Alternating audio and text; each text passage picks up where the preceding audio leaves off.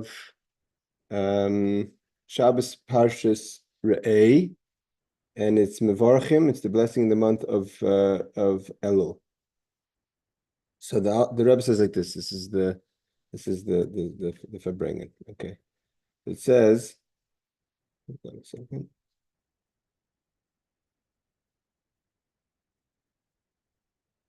It says like this. Mevorach b'Likutei Torah. We learn in the Likutei Torah that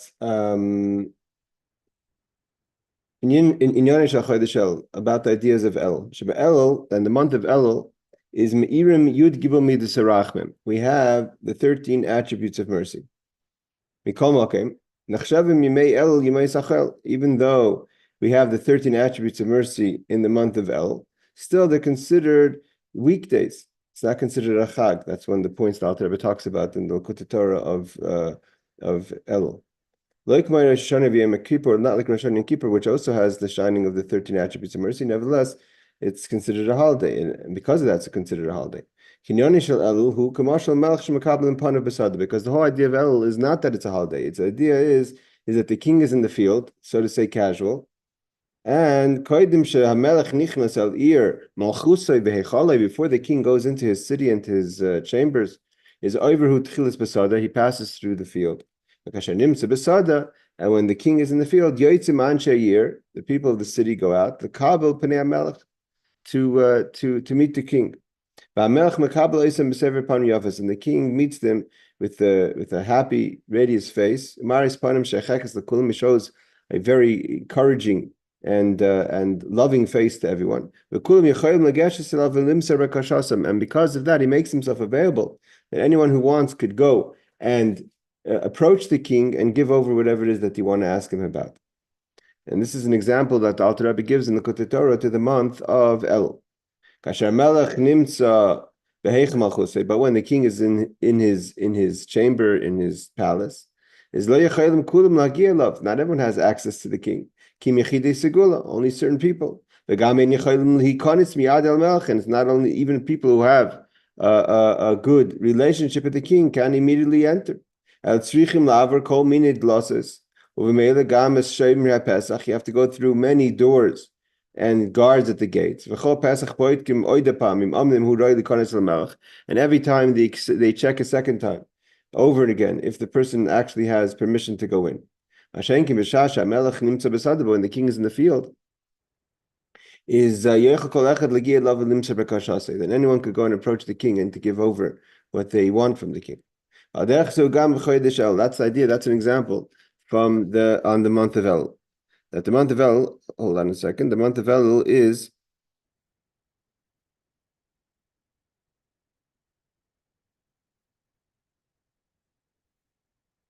an example to the king in the field.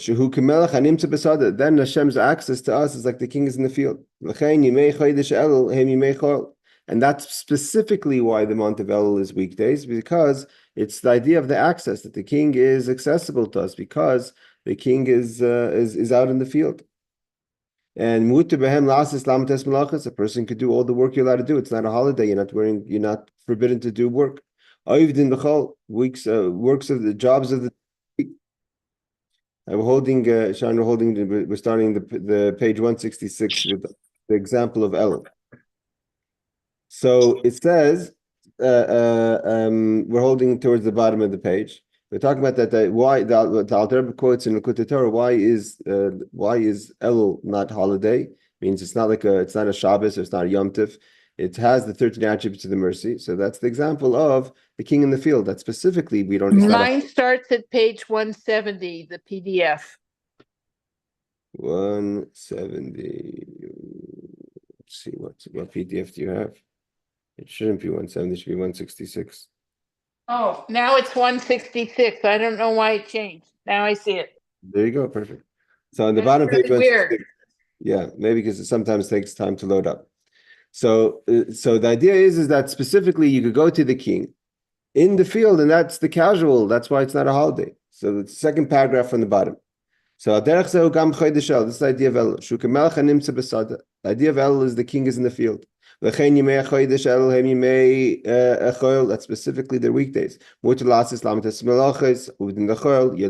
permissible to do work.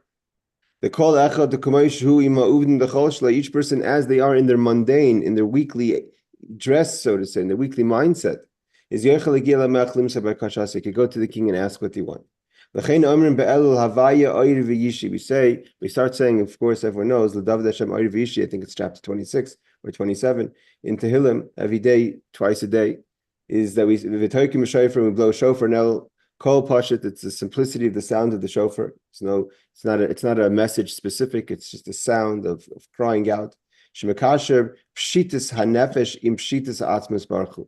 It's not about how you look, it's not how you dress, it's not what you're doing. It's the simplicity of the person, of the soul, connecting to the highest, most simple level of HaKadosh Baruch Hu. In every single yid, as he or she finds themselves or is in their mundane, in their weekday, so too we can connect to Hashem specifically as we are, because the simplicity of the Yid connects even to the Pshitus Atzmis, to the simplicity of the essence of God. The Rebbe continues, top page 167. So what's the avoda? Everything we know in Yiddishkeit is an avoda. So if the king is in the field, and you don't have to change yourself, and it's the way you look and the way you are, you go and you approach the king and ask whatever you want. So where's the avoda? So the Rebbe says, so what is expected from a person in Elul is you have to go meet the king. I mean, it's just the king passing through the field. Not every person goes to the king. The king is accessible, but you have to go meet him. I mean, if you're, like we said before, if the king was in the palace, you wouldn't have a chance, possibly. Only a short list of people could go into the king, and even then, we're not sure. But here, everyone can go see the king. But the question is, are you going to go meet him? Are you going to go introduce yourself to him? Are you going to go ask from him? He's your king. Are you going to go ask of him what the king should give you? So the Rebbe says the condition is, the avodah is lotzitz mim kaimai, the kal pnei melech. You have to go out and meet the king. Binyanim by voida. What's this mean in avodah, to go out and meet the king? What does this mean practically in our service of Hashem? You have to go out of your ideas of what you're accustomed to, your comfort zone. Because you're making a conscious decision to go meet the king. By doing that, you're accepting the king as your king. That's a general preparation. You're accepting the God as your king. So you're getting out of your routine, you're getting out of your comfort zone, and you're going to say hello to the king. When the person has this turn, means the whole year you've been preoccupied. Of course, you're making time daily for Hashem and weekly for Hashem and Shabbos. But when you have this tnua, this turn, this mindset, the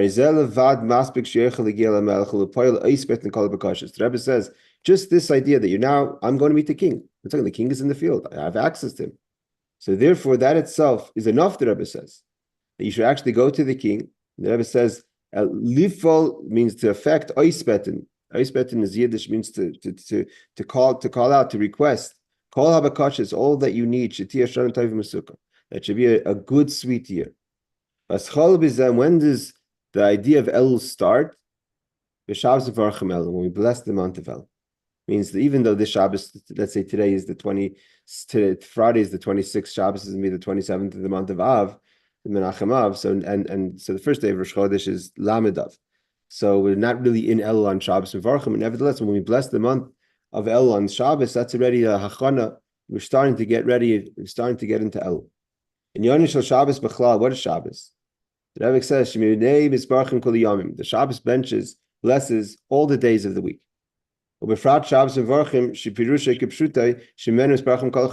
That's every Shabbos. Every Shabbos blesses the days in the following days of the week, especially Shabbos that's called Shabbos Mevarchim. It's the Shabbos that's specifically meant to bless the days of the month.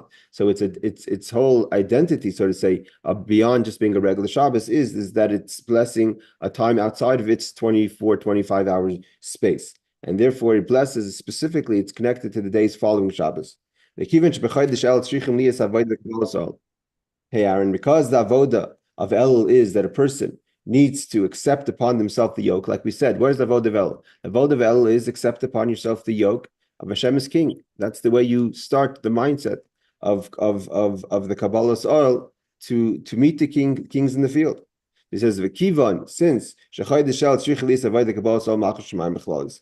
In b'shabbos v'vorach el tzrich elis achlot alza." So because Shabbos blesses the whole week, and in this week is going to be Elul, and Elul's avoda is the idea that you're accepting God's your king. It means it's not just any person passing in the field; it's your king, and your king is approachable, and your king can help you.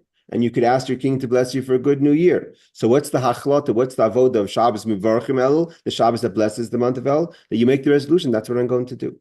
That comes the first day of Elul. I'm going to be the right away ready to start meeting the king. The king's accessible all 30 days. It's like you have one-time approach. What's the word hachlata mean? I don't. Resolution. Oh. So you have to make a resolution that's what you're going to do in the month of Elul. Now the Rebbe is going to connect it to the parsha. But where do you have the power to make such a resolution? It takes commitment. All of us have a lot of nice ideas, but how do we act on these ideas? So the Rebbe says, what empowers us to make this achlata, that this should be what we want to do, right? You have to want to do it to make a resolution. Is he ma'akriya b'Torah parshas Reeh? Is the connection? That's why a lot of times either Ekev or Reeh is Shabbos Mevarchim, the month of El. Shmiyad b'tchilas parsha. Where does the parsha start with right away? It says, "V'sabrocha asher tishmon." Look, I'm giving you the blessing that you should listen. Lashon vadai. The Torah is not talking in a way of doubt. The Torah is talking in an absolute certainty. Lashon shel t'nai, and it's not a condition. K'may lashon mitzad ha'epech, like it says in the other side. The Torah says, let's open up the pasuk. The pasuk says, Torah starts in Reeh, chapter 12 it is. Chapter 11, verse 26. It says, Esa bracha, you're going to get the blessing, Asher Tishmo mitzvahs Hashem. And he says, and the curse comes, if you don't. There's a condition, if. But in the Torah, in the positive, it doesn't say if. It just says that the blessing comes when you listen. Blessing comes from listening. So he says, it's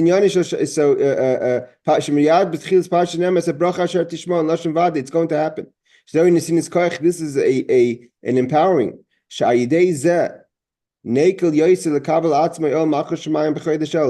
means it's like this. The literal translation of the pasuk is, so it says, that you're going to listen. It's not saying if you're going to listen. You're going to do that. The Torah tells you this is what you're going to do. So when you open the Torah in Parshas Reeh, and it's the Shabbos that blesses the month of Elul, and you have to make a resolution for Kabbalah Sol, which is Asher Tishmon, to listen. That's what Kabbalah Sol is. So the Torah is telling you Asher Tishmon, you're going to listen. It's not a condition. You are going to listen. It's a vada. It's going to happen. So basically, the choice that we have to listen or not, or to do mitzvahs or not, follow the Torah or not, it's not actually a choice, because it's already, the scale is already tipped that we're going to do it. Exactly. Very good. There's the small writing. The Torah says Asher Tishmon, that's what you're going to do. You're going to listen. And that empowers you to make the decision to actually listen, to go meet the king. So the Rebbe says, this is the empowering. It's to make it easier to accept upon yourself the yoke, which is the hachlota we have to already make in Shabbos and Varch in the month of Elul, which is b'chodesh Elul. And the Rebbe finished that short opening of the talk, and the Rebbe said, the Rebbe said to sing Avinu Malkeinu. So here you see clearly, I'm not sure why it says people say not to sing Avinu Malkeinu on Shabbos. Clearly the Rebbe is saying Avinu Malkeinu and Shabbos Mevorchim, the month of Elul in the year Tavshin Tezai 19, the end of 1956. The Rebbe continues. Dover Beisfadish Lufneze, in the previous Farbrengen, I'm assuming Parshas Ekev. Yeah, in Ekev, the Rebbe says, Shemetzias Hagolas Surak. This Farbrengen is actually an interesting. I think I remember this Farbrengen. It's interesting. It's a very warm Farbrengen. The Rebbe said like this: Shemetzias Hagolasi Rak Biglal Hanesinis Koyach Shemitzad Bnei Yisrael Atzmam. So he says the idea that there's Golus comes from the Jewish people themselves. And this is the verse that says in Yeshaya that we read in one of the Haftarahs, that the things that destroy you are going to come from within you. The destruction of the Jewish people is going to come from within. But we pass this, and seemingly that's a negative. Meaning, this is what we say in the prayer. Because of our sins, we went into Gullus. It means the reason we go into Gullus is not because an outside power came. Our sins caused us to go into Gullus. Doesn't this kind of isn't this contrary to what just came before, where it says it's tipped in the balance of doing things? Okay, so to explain, it's a good question, and I'll explain it a bit better. When the pasuk says "Asher Tishmaun," it's like the baskol. It means it's not forcing your hand. It's creating a like you said, it's creating it that it's easier to tip the scale, but it's not tipping the scale. Asher Tishmaun is like the idea of a baskol. Why is there a baskol? The Baal Shem Tov teaches us you don't hear it anyways. We don't. I mean, most of us don't hear the voices that call out in heaven saying do tshuva or what have you. So why is that? What's the whole point of it? So the point of the baskol is your subconscious, the part of your soul that's not conscious in your body, does hear it, and that could send a message, a trigger to your conscious part of your soul to start going on the path of tshuva. But tshuva is up to you to do. The bechira, at the end of the day, the choice is yours. The Rebbe is not saying that by reading Parshas Reeh and it says Asher Tishmom, you're going to listen, is that there's no avoda. It's an empowerment that you should do the avoda to first make the resolution Shabbos and Baruchim, and on that resolution to act in it in the month of El to go meet the king. But still, the choice of yours to meet the king. We all know we all make many resolutions, and not always do we act in it. Sometimes more than 50% we don't act. Everyone has good intentions, but the question is if we're going to act. Well, just slightly, a Jewish star on the internet said something to the effect, well, you know, the land, having the land of Israel is conditional. If you do this and that, you can have the land. But if you don't, you can't have it. But that also, other people, it doesn't mean that other people aren't there too. Listen, the land. So a friend of mine, a Jewish friend of mine, said, "I'm disappointed in this star, in this person who wrote that on the internet, a long piece that she did." I can't comment. I'm not exactly sure what you're talking about, but in general, just the way the Torah says it, the land of Eretz Yisrael was given to the sons of Avram, Yitzchak, and Yaakov, and the daughters of Sarah, Rivka, Rachel, Leah. It's a land for the Jewish people, and because God took us out of our land now and we're in exile because of our sins. Now, that's what he's saying, that the sins is the cause of the gullus. God empowers us. He gives us the strength to try to make that we should hopefully make the right choice. But the bottom line is the choice is ours. So he's saying that the sins, now he's going to explain it. Let's see how he explains it. The Rebbes like this. The word chet doesn't just mean an offense. Chet means from the word chisaron, means that that's going to be there's something lacking. Like it says, v'chatas imcha. Where's that? Imcha 14. V'chatas amecha, I think. So the Rebbe says it's not a punishment. It's not an offense. When you do an offense, where the offense is upsetting to someone, so I'm punishing you because I'm upset at you. That's not what chet is. Chet is chasaron. Chasaron means lacking. So you have to, when you're lacking something, you have to get it back. You have to fill the gap. So therefore, the idea of golus is to fill the gap. Is the males is the sakins to fit kol chasron. It's everything that's lacking. By idea avodah bismana golus b'tikun chasronis, and the avodah that we've been doing a long time in golus, in exile, in fixing what's been lacking. So what happens when you fix what's lacking? Like in anything, when you patch something, the idea is not to make it the way it was, but to make it stronger. It's nasa keflayim lit page 168 liteshia double. Nechama bekeflayim, like this week's next week's haftarah. A double nechama. Like we know the idea of tshuva. That what's the idea? How do you do tshuva? Tshuva is not to get back to where you were. It's brought down that shim hayirogel likrei daf achas yikra beis dafim. So one of the things of tshuva is to double down. That if before you did the sin, before you had the chesaron, you did one page, one amount, so double do 2 times that. Because that's the idea of tshuva. If you learn one parak, you should learn two chapters. Like the Alter Rebbe brings down in the letters of tshuva. Just like if you rip a string, you can't make a light knot to tie back together. You have to make a strong double knot. So too, when you have a chesaron, when you're lacking something, in order to fix what you're lacking, so you end up doing more than what you then had you never sinned. Or have you never had this what's lacking? Where you tie a ripped string, you make a double knot. This is the And that's why the abundance of Torah we find in Gullus. When did we have the Mishnayos after the destruction? When did we have both Talmuds after the destruction? All the Responsa, all the Rambam, all the Halachas, Chassidus, everything came after the destruction.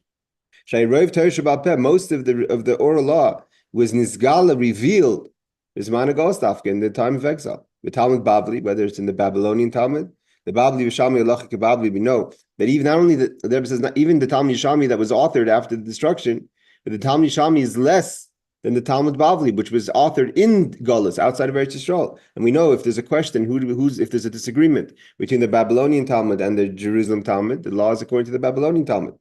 And most of the responsa, from the writers of the early years and the later years of the rabbis throughout the diaspora, who happened outside Eretz Yisrael. Even the responses and the yeshivas that we had in Eretz Yisrael, like I said, most of them were instituted after the destruction. So even though it was in Eretz Yisrael, as far as the land goes, but it wasn't Eretz Yisrael big dulasa the way it was in the building of the Beis Hamikdash. So too mitzvahs.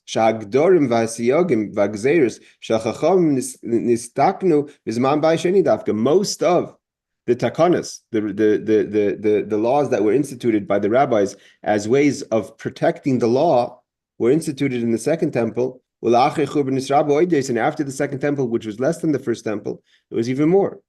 Many of the laws where we have precautions, it says Bnei Yisrael, the daughters of Israel, more careful in the laws of family purity. It says even though that the Torah, the written law, and even the oral law before that time was less strict, but it says that the Jewish women took upon themselves extra precautions. And this, we find all this idea, this pattern was going on more and more in the times of the exile.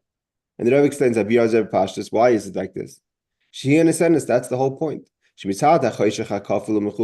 Because we're in such darkness, we need more boundaries and preventatives to make sure we keep the laws. Meaning a lot of times this is the idea that a person who makes a vow says, "Wow, I'm such a holy person, I make a vow." The Rebbe always explains making a vow is a sign of weakness, not a sign of strength. It means you're not strong enough to keep the law, you need to add protection.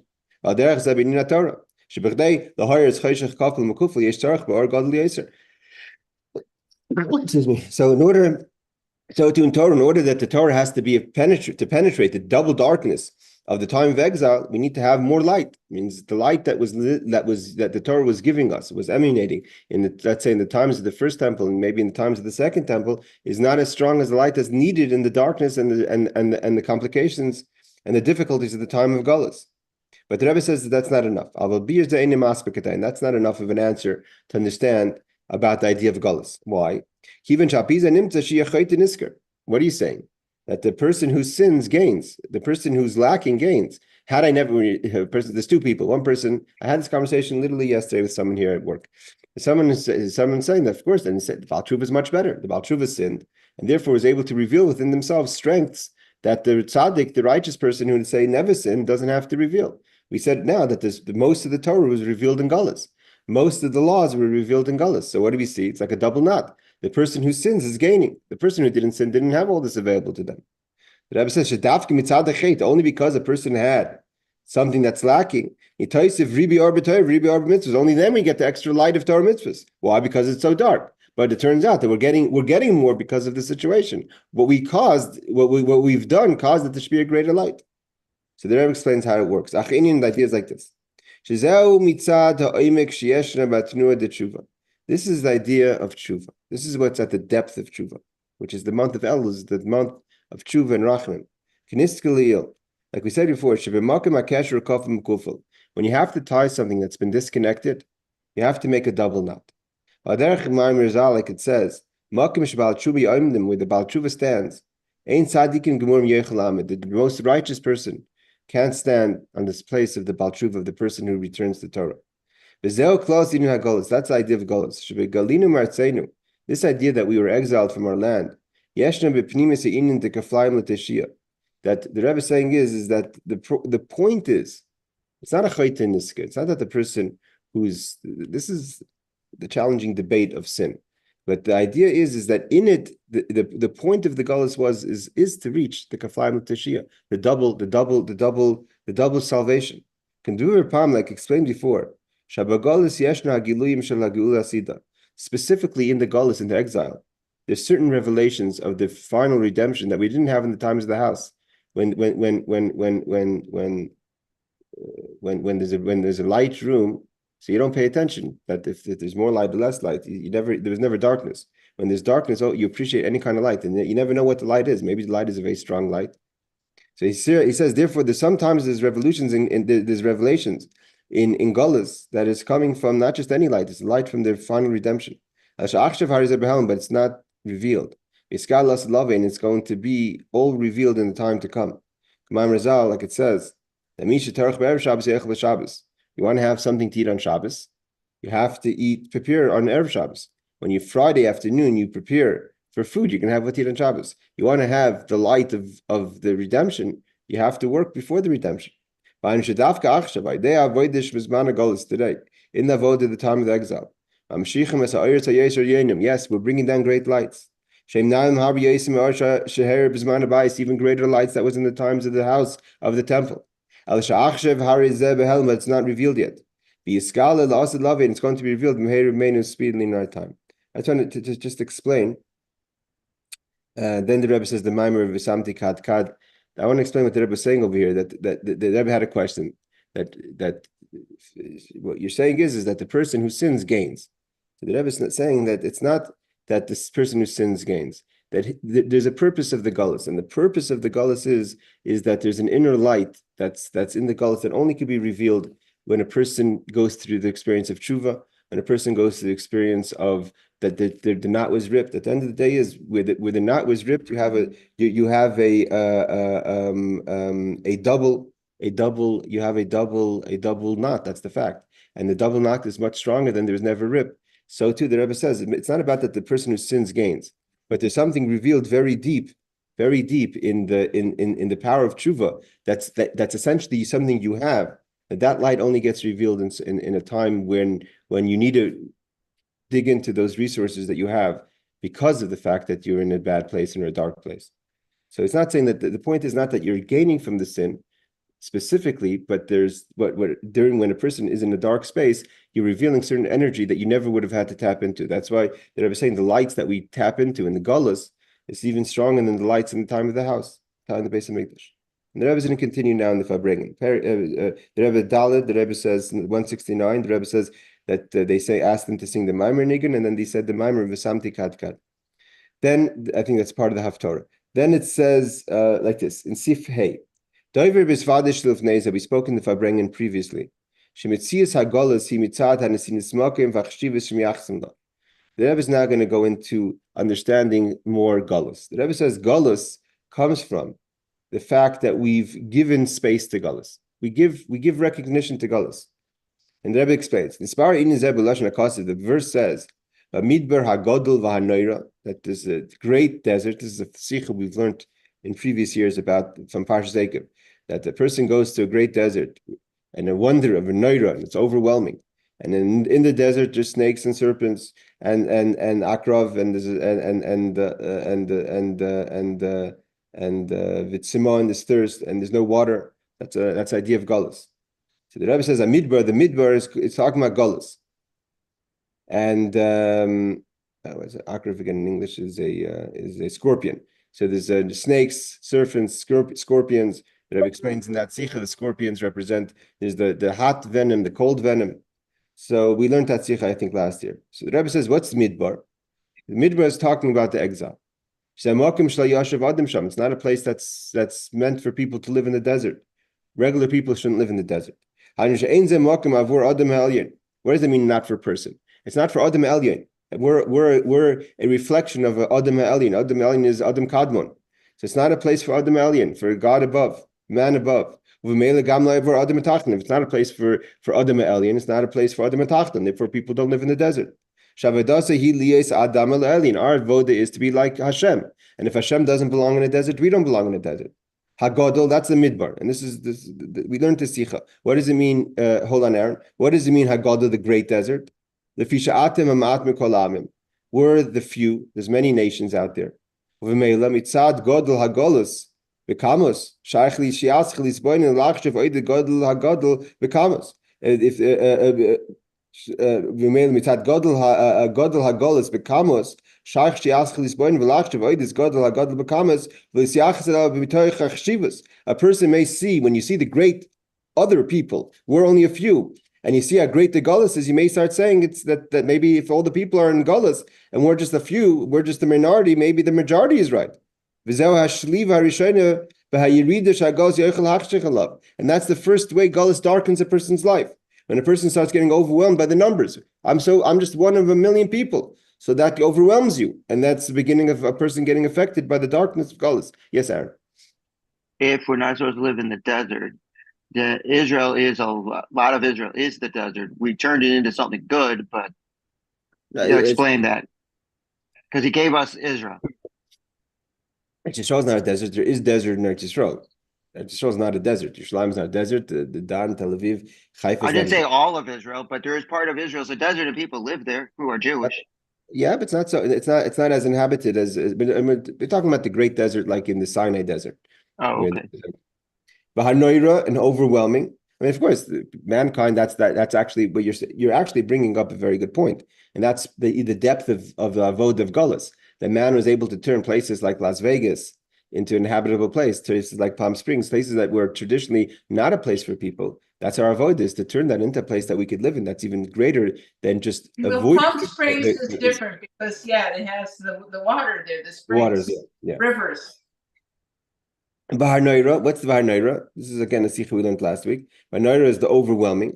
Means when a person not just feels that the numbers are against them, but you also get overwhelmed in a way of fear. So much so, wow. I mean, who's not going through Bahar Noira today? Not just in Eretz Yisrael, but in Chutz La'aretz, right? The Golus is very scary. So, I mean,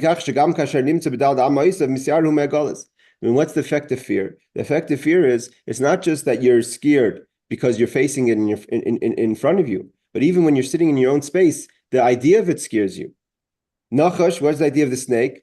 The idea of the snake is Nachash gives a hot venom, and it's in effect that the passions of the world is v'seimer as sarif.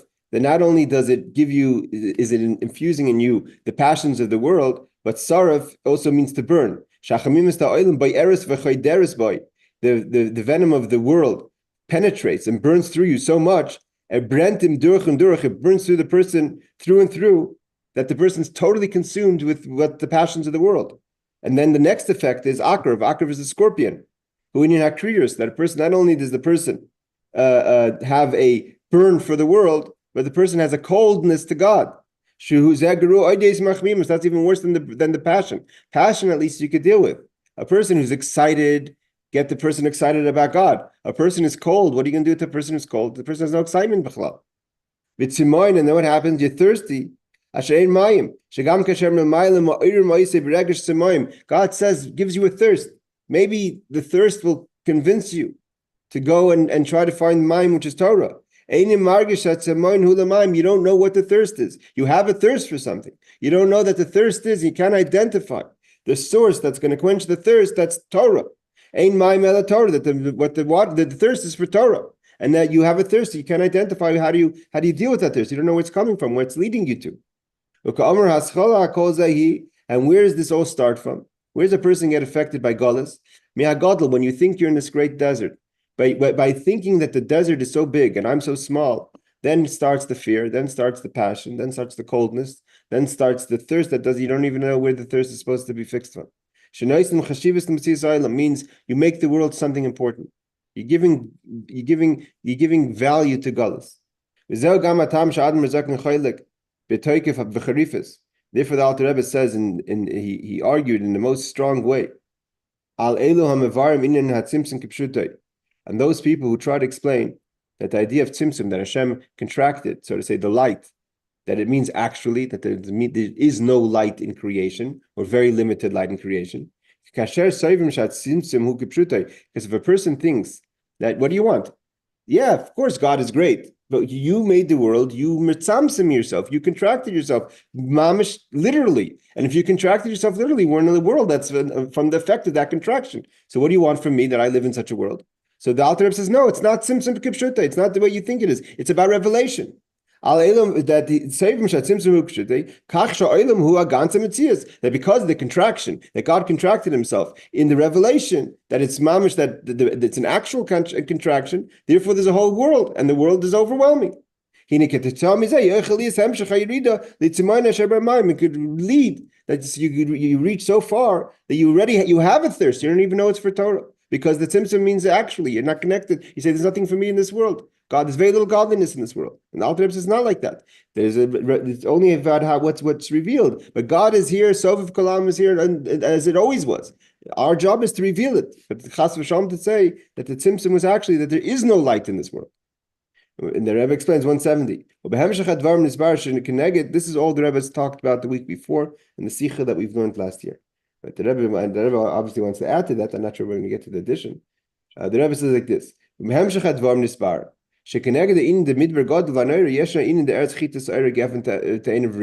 Rebbe explained that in Parshas Eikev that what's the opposite of the desert is the land of Eretz Yisrael, Sariyar. It's the land of the seven fruits. The Rebbe said we explained the different fruits to mean different ways of avodas Hashem. Chita means wheat, means your contemplation of the soul to its source of godliness. Sa'ira barley is Sa'ira is an animal feed. So barley we know from the Torah is an animal feed. That's why the Sotah eats Sa'ira. That's why in Tzvir Sa'omer we do barley. So it's because then we're transforming our animal. So Sa'ira talks about this bindiness, the contemplation, not of the godly soul. The godly soul, of course, only thinks holy thoughts. But we want that the animal souls should think holy thoughts. The Geffen, and what is grapes? It's talking about Torah,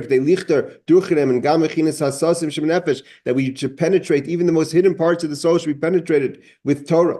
And all ideas of the seven fruits. His bindiness is about contemplation. Contemplation is nice, but what is that going to lead to? It has to lead to action. That there's also the te'ena, and the rimon is the pomegranate. Isa be'echad ma'amarim, it's brought down in a Hasidic Maimer. V'inyan te'ena v'rimoin. The yesh leimer. Izeu inyan biru levush machshav dir ma'isa. It's not just that we reveal the personality of our souls plural, both our animal and godly soul, but also the garments, like it says in the 4th chapter of Tanya, that the garments is our thoughts are holy thoughts, our speech is holy speech, and our actions are holy actions. By Yisoid l'shaychis the te'ena v'rimon l'inin halavushim, what's the connection to a te'ena and a rimon in garments? I think te'ena is, I always confuse, is te'ena a fig or a date? I think it's a fig. Is v'rimon is a pomegranate, l'inin halavushim to garments who yes, that it says about that the fig is they use the leaves of the fig to make garments. And when it comes to a pomegranate, Chazal teach us rimon matzah toichai oichel klipasei zarak bahare klipa hu halavush. It says, what about a rimon? Rimon matzah toichel oichel. Klipasei zarak, you eat what's inside and you throw out the peel. No one could eat the peel of a pomegranate. So we see that part of the definition of a pomegranate, it has a thick peel, and it has, which is the idea, a peel is like a garment. What's the difference between a fig and a rimon and a pomegranate? Is teinehu gam la'achir achet. What happened? A person ate from the tree of knowledge. Some people say it was a teina, it was a fig. A date, sorry. And because it was a date, on it had the leaves. So even though the person used it for sin, but eventually he transformed it, it should become a garment for the person. So he was able to transform it, that it should become to some sort of source of holiness. The rimon, but no one could turn the pomegranate peel into something. You have to throw the peel out. There's some things that you can't fix. Certain things you get involved in them. It's not good. But that through our voda we could transform it. There's certain things you can't fix, like a rimon represents that its peel, just got to throw it out. This is what it explains in Tanya. This is the difference between the permissible, the klipas noga, and the things that are forbidden. Dvar masurim shem chemurim etachlis, things that are mamish forbidden, you can't do anything with it. You can't say I'm going to eat a cheeseburger and then I'm going to go and daven with that energy. It's not called avodas habirurim. You have to totally push it to the side. Klipase zarak, like the pomegranate seed, peel, throw it out. Like it's brought down that certain vessels, the only way to fix them is to break them. The permissible, even though you could eat permissible, you could be involved in permissible, like the Alter Rebbes says in Tanya, in a way that's not holy. Right? Not every time a person eats is for to learn Torah. Not every time a person engages in intimacy is for something holy. Nevertheless, even though it's something that's physical, through Adam and Chava eating from the tree of knowledge, it made that the world became more megusham, more physical. It's not so bad. It's like the date, even though Rosa has a klipa, it's only a thinner kind of a klipa. Like klipa gasik klipa rimon. It's not like the rimon. That's why the peel of the date is much softer. You eat it. Kasher huva begamar belashin klipase zarek, because the rimon you have to throw out. Only a rimon has a very thick, inedible peel. Therefore, the date, which is not so bad, like the permissible, you could elevate and make them holy. And they're able to use the peels and the leaves to make it into a garment. That's why the Torah is going back to the pasuk in Ekev. It says about Eretz Yisrael. The Eretz Yisrael is chita, sa'ir, gefen. Chita again is the contemplation of the holy soul. Sa'ir is the contemplation of the animal soul. Gefen is the idea of the Torah penetrating the person. It talks about the figs, the dates, and the rimon. That the idea when a person contemplates about God, it's also you should have proper levushim. It should take effect in how you act, not just how you understand things. That your thoughts, speech, and action should be in the mamish in the way of holiness. The Rebbe goes on to explain this. So I'm going to finish off a second. The Rebbe goes on to explain this. The Rebbe goes on to continue. This whole idea of galus. Let's see if the Rebbe says something else on the Farbrengen that we would want to add. It looks like this Farbrengen. I remember again, it's a very warm Farbrengen about galus and getting out of galus in the Tshuva in the month of Elul. So how does the Rebbe finish off?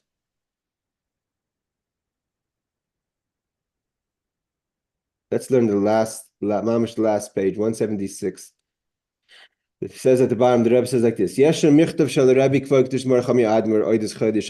letter from my father-in-law, the previous Rebbe, about the month of Elul.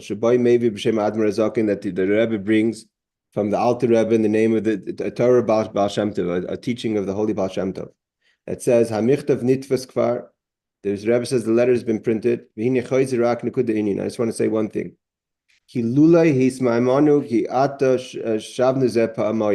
Lula oisies elul. The word it says, okay, let's make sure I know this Torah. 68.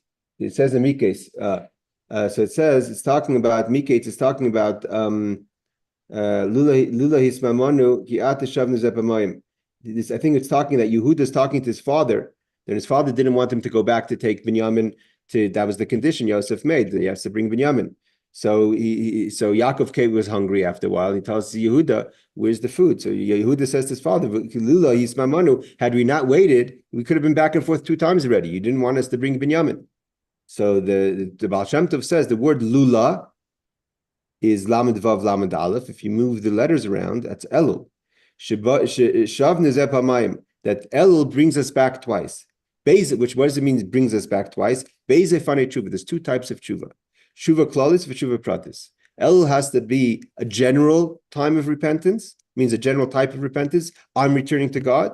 And then there's the particulars of what you need to do, what things that you're talking specifically about that need fixing or need help in the return. So that's the Torah of the Baal Shem Tov. The Baal Shem Tov is that the idea of Elul is shavnu pamayim, to return twice. 2 types of returns that we have to focus on in the month of Elul. So the Rebbe says, Yitin Hashem Yisbarach, Hashem should give. She is shavnu zepamayim, that we should return twice. Be'ezeh fanei tshuva, the 2 types of tshuva. We should and we should have the general preparation and the general kabbalah accepting the yoke. That's the whole point we said of El is to be the avoid of El, like the beginning of the Farbrengen is to accept God as king. Melech Basada, our avoid is go meet him. You're acknowledging he's your king.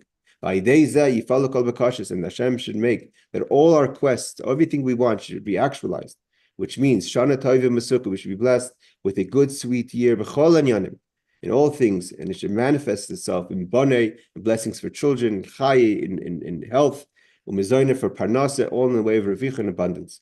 I want to wish everyone a good Shabbos.